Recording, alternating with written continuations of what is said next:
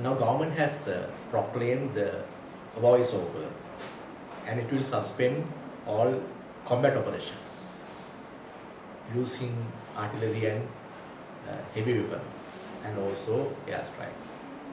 So we welcome that situation. If the war is in, that is a very good situation for the country. But I doubt very much the statement that LTTE is completely annihilated, because this so-called post-LTTE idea is a misnomer. As Professor Kumar David put it recently, it's a misnomer because LTTE is far from over. This post-LTTE idea came into effect because with the military defeat of the LTTE, some people who opposed to the government and also some so-called peace activists who actually wavered towards government's line and predicted that LTTE is over, so then they can start again their own peace projects. So I think they have miscalculated, so LTTE is still live and kicking. They may have gone as a conventional military power, but the point is that their struggle is far from it. Why I am saying this is that LTTE is an idea. Whether we like it or not, this was a manifestation of the idea that in this island there are two nations living together, but there are no conditions for these two nations to coexist peacefully. Therefore, there need to be a separation of the country, a separation of the state power. So when you say that to defeat that idea is that we effectively communicate to the Tamil community and also to the international community in general that there exist conditions for a peaceful coexistence for these both nations. But we don't have this.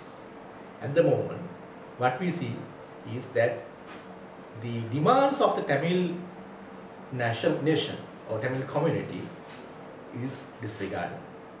At this point, even at this point, when the government claims that they have actually captured all the land and win the war, and they have actually sweeping all the provincial elections and getting almost 2/3 of the majority, still they are unable to produce a consensus document on a useful, reasonable power sharing. So that shows, as a state, we have failed to address this issue. So LTTE, the idea is, I think, far from over. So the next question is that what are the possible scenarios for the future? So I see three different scenarios. One is LTTE is completely annihilated and their leaders are killed or jailed. In that scenario, since we don't have any other reasonable, legitimate Tamil leadership to negotiate, who has some political power to back with, so we'll expect to see a total single-dominated state controlling all the area of the country. The signs of this you have seen from the statements of the army commander recently, saying that this country belongs to Sinhalese and minorities must learn to live with it.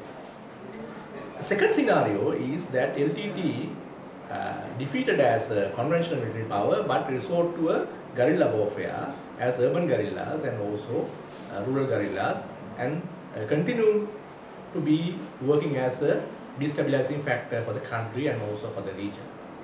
So they have shown they have the capability, they have shown they have the network in Colombo and also other parts of the island to carry out this kind of a guerrilla attack, and also they have a number of suicide cadres. So that is the second scenario. Third scenario is that LTTE is shifting their focus to the international arena and waging their ideological war in the Tamil Nadu, in India, and in the Western capitals. So we are seeing that even now, you can see that LTTE was not a very popular organization some time back. Even among the diaspora Tamils, they were not very helpful towards LTTE. They had some criticisms. But now you see that they are united. LTTE is working through their front organizations, even though it was a delisted, proscribed organization throughout the world. And there are huge protests in all the Western capitals. And there are statements and fasts and all these things happening in Tamil Nadu. And now you can see our issue has been internationalized as we have never seen before. The Tamil Nadu, the current Chief Minister, started a fast unto death until the government stopped attacking civilians. And the former Chief Minister Jayalalitha, the other powerful personality, stated that if he comes to power, she will actually make sure that there will be a Elam for the Tamils in this country. So our issue has been internationalized.